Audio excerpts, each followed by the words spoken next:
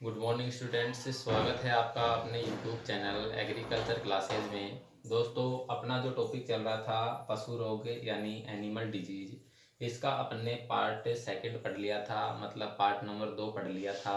और part number 2 में अपन ने पढ़ा था पशु में जो रोग होते हैं वो किस किस कारण से होते हैं, जिसमें अपन ने जीवाणु, विषाणु, परजीवी, उपापचयी, जन्मजात और रखरखाव के आधार पर 6 प्रकार के रोगों का अध्ययन कर लिया था। उसकी डिटेल से अब अपन आगे अध्ययन करेंगे दोस्तों। तो अपना पहला जो टॉपिक आता है वो आता है जीवाणु जनित रोग। जीवाणु जनित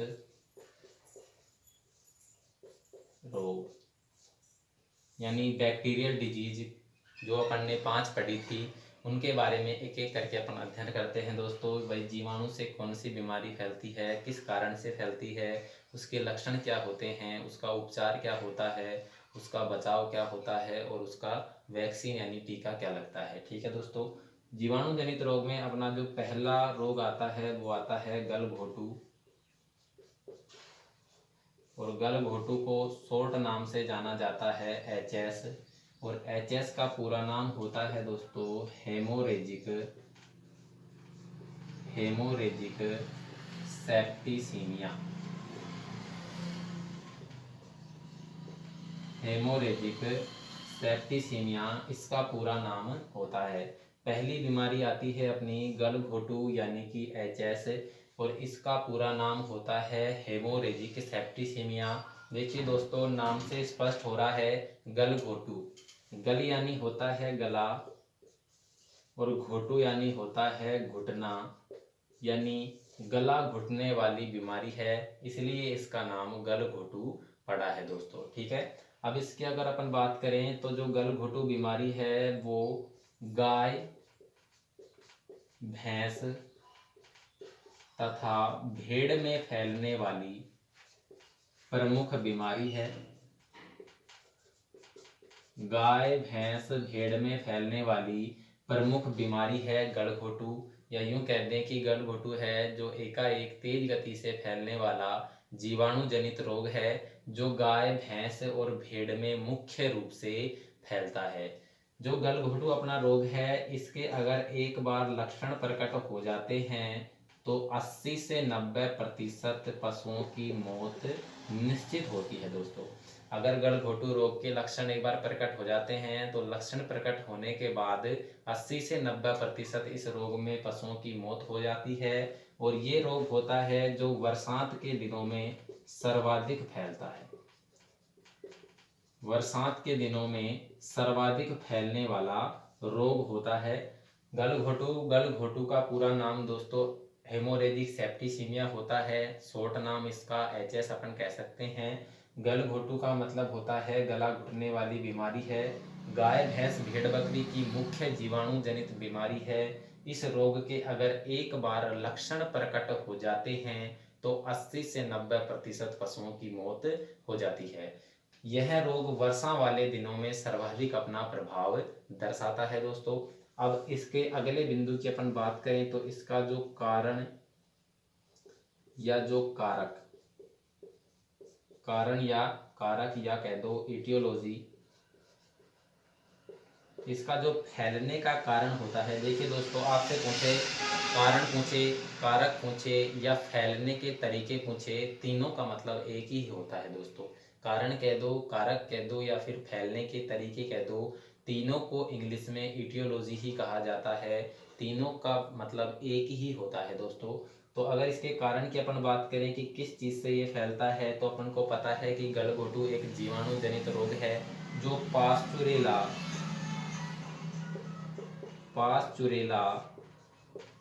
मल्टोसिडा पास्चुरेला मल्टोसिडा नामक जीवाणु द्वारा फैलता है। गलघोटू रोग पास्चुरेला मल्टोसिडा नामक जीवाणु द्वारा फैलता है। जो ये पास्चुरेला मल्टोसिडा जीवाणु है, ये एक प्रकार का वंश है दोस्तों। और इस वंश को अलग अलग प्रजातियों के आधार पर अलग अलग बांटा गया है। जैसे अपन गाय की बात करें तो गाय की प्रजाति का नाम होता है बोस इंडिकस। तो ये फैलेगा गाय में पास्चुरेला बोविसेप्टिका। पास्चुरेला बोविसेप्टिका गाय की जो प्रजाति होती है, गाय की जो जाति होती है, उसे अपन बोस इंडिकस कहते हैं या बोवी इंडिकस कह सकते हैं। इसलिए उसी की जाति से इसका नाम पड़ गया पास्चुरेला बोविसेप्टिका। गाय में गलघोटू पास्चुरेला बोविसेप्टिका द्वारा फैलता है। अगर अपन भैंस की बात करें तो भैंस की प्रजाति का नाम होता है बुबेलिस बुबेलिस। तो भैंस में ये फैलेगा पास्चुरेला बुबेलिस सेप्टिका। पास्चुरेला बुबेलिस सेप्टिका द्वारा दोस्तों फैलता है भैंस में। और इसी प्रकार से अगर अपन भेड़ की बात करें तो भेड़ में फैलता है पास्चुरेला ओविस सेप्टिका। पास्चुरेला ओविस सेप्टिका। अब देखिए दोस्तों, 3 जातियों में इसको बांट दिया है अपन ने। पास्चुरेला मल्टोसिडा नामक जीवाणु से गलघोटू फैल रहा है। ये जो पास्चुरेला मल्टोसिडा है, आपको ये ध्यान रखना है। लेकिन अलग से अगर पूछता है कि गाय में कौन से फैलता है, तो उसकी जाति के आधार पर अलग अलग भागों में बांट दिया। जैसे पास्चुरेला बोविस सेप्टिका गाय में फैलता है, भैंस में पास्चुरेला बुबेलिस सेप्टिका द्वारा फैलता है, और भेड़ में पास्चुरेला ओविस सेप्टिका द्वारा फैलता है। दोस्तों, इनकी जातियों के आधार पर या जातियों के नामों के आधार पर इन्हें अलग अलग भागों में बांटा है। दोस्तों, अब इसके अपन लक्षणों की बात करें, अगर इसके अपन लक्षणों की दोस्तों बात करते हैं, लक्षण यानी सिम्टम्स। लक्षणों की अगर दोस्तों अपन बात करें तो इसके लक्षण यानी सिम्टम्स क्या क्या होते हैं। जो गलघोटू रोग पशु को हो जाता है, रोग होने के बाद पशु कौन कौन से लक्षण प्रदर्शित करता है, उसके बारे में पढ़ते हैं दोस्तों। जो इसमें पहला लक्षण प्रदर्शित करेगा, अब देखिए नाम से स्पष्ट हो रहा है गला घुटना, तो पशु के गले में कठोर व पीड़ादायक सूजन हो जाती है। पशु का जो गला है, गले के अंदर कठोर व पीड़ादायक सूजन हो जाती है। पशु के गले के अंदर एक कठोर व पीड़ादायक सूजन हो जाती है।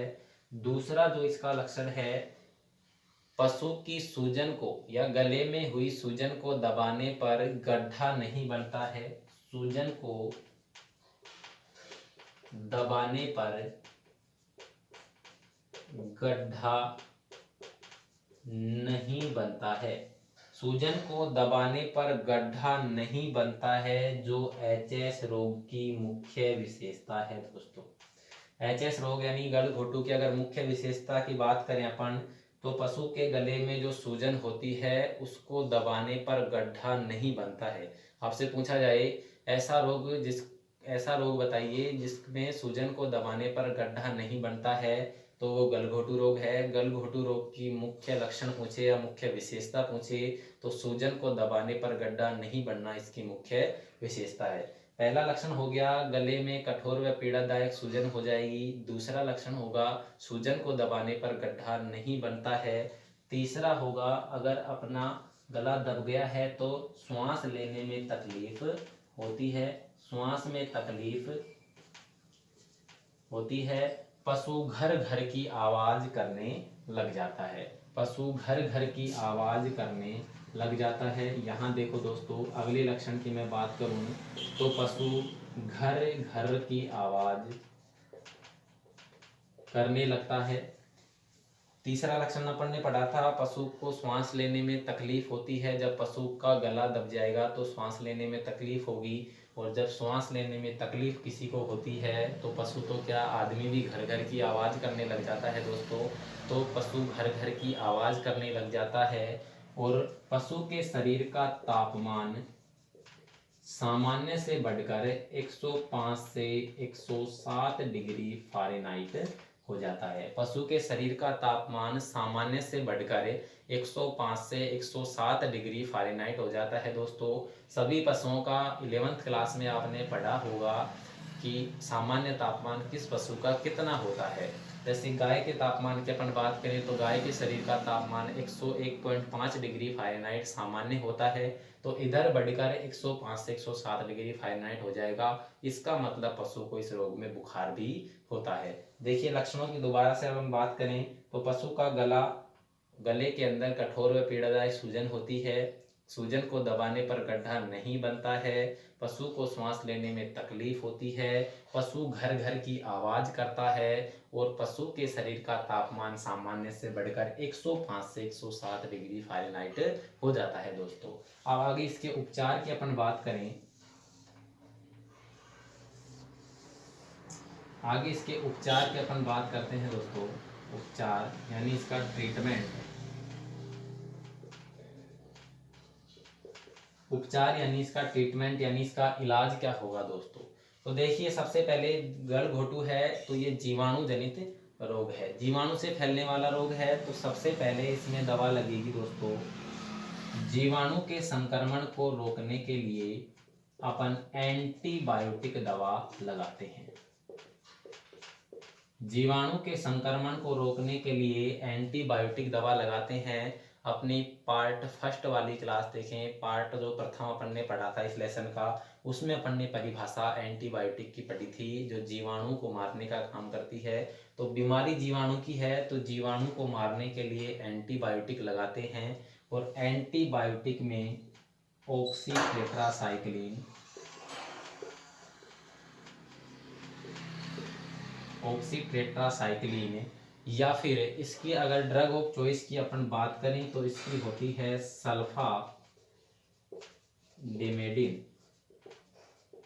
सल्फाडिमेडिन इसकी ड्रग ऑफ चॉइस होती है। ऑक्सीटेट्रासाइक्लिन की बात करते हैं तो 15 से 20 ml इंट्रामस्कुलर लगाते हैं दोस्तों। और सल्फाडिमेडिन की अगर बात करें तो 50 mg प्रति 100 किलोग्राम बॉडी वेट के हिसाब से अपन लगाते हैं दोस्तों। ठीक है, सबसे पहला उपचार हो जाएगा, जीवाणु की बीमारी है तो जीवाणु को मारने के लिए अपन एंटीबायोटिक दवा लगाते हैं दोस्तों। एंटीबायोटिक दवा में अपन लगाते हैं ऑक्सीटेट्रासाइक्लिन 15 से 20 ml इंट्रामस्कुलर लगाते हैं यानी IM लगाते हैं जो अपना मांसपेशी के अंदर लगता है। दूसरे इंजेक्शन की बात करें तो सल्फाडिमेडिन 50 mg प्रति 100 किलोग्राम बॉडी वेट के आधार पर लगाते हैं। mg यानी मिलीग्राम में इसकी मात्रा आती है। 50 मिलीग्राम मात्रा 100 किलोग्राम शरीर भार के आधार पर लेनी है। अगर 300 किलोग्राम की गाय है तो 150 mg हो जाएगा, 400 किलोग्राम की गाय है तो 200 mg हो जाएगा, 100 किलोग्राम बॉडी वेट की है तो 50 mg लगाना पड़ता है दोस्तों। इसकी ड्रग ऑफ चॉइस सल्फाडिमेडिन है। सल्फाडिमेडिन एक एस्ट्रीजेंट दवा का कार्य करती है, स्तंभक दवा में अपन ने पढ़ा था पार्ट फर्स्ट में, लेकिन ये एक प्रकार की एंटीबायोटिक दवा भी होती है जो गलघोटू रोग की मुख्य दवा कहलाती है दोस्तों। ठीक है, दूसरे उपचार की अगर अपन इसमें बात करें तो इसमें दूसरा उपचार देखते हैं लक्षणों के आधार पर। देखो तो दोस्तों, तो इसमें हो रहा है सबसे पहला लक्षण कठोर और पीड़ादायक सूजन हो रही है। इसका मतलब इसमें सूजन है और सूजन को और दर्द को कम करने के लिए, पीड़ादायक यानी दर्द हो रहा है तो पीड़ाहारी और सूजन को कम करने वाली दवा लगाते हैं इसमें। तो इसमें लगाते हैं दोस्तों सूजन को कम करने के लिए, सूजन व दर्द को कम करने के लिए अपन इसमें एनाल्जेसिक दवा लगाते हैं दोस्तों। एनाल्जेसिक का मतलब होता है पीड़ाहारी या दर्द निवारक औषधि लगाते हैं। और इसमें अपन लगाते हैं अपना जो इंजेक्शन आता है वो है एनालजीन। एनालजीन 10 से 15 ml इंट्रामस्कुलर लगाते हैं दोस्तों। ठीक है, दर्द को कम करने के लिए एनाल्जेसिक दवा लगाते हैं। इंजेक्शन एनालजीन 10 से 15 ml इंट्रामस्कुलर लगाते हैं। तीसरे इसके उपचार की बात करें दोस्तों तो इसमें क्या हो रहा है कि पशु का गला घुट रहा है और श्वास में तकलीफ हो रही है। जब किसी को श्वास में तकलीफ हो रही है तो वो मरने की कगार पे जा रहा है, तो तुरंत सूजन को और तुरंत दर्द को हटाने के लिए तुरंत हटाएंगे तो इसमें अपन कोर्टिकोस्टेरॉइड लगाते हैं दोस्तों। तुरंत दर्द को हटाने के लिए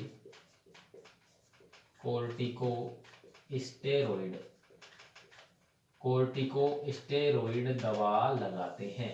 तुरंत सूजन को हटाने के लिए कोर्टिकोस्टेरॉइड दवा लगाते हैं दोस्तों।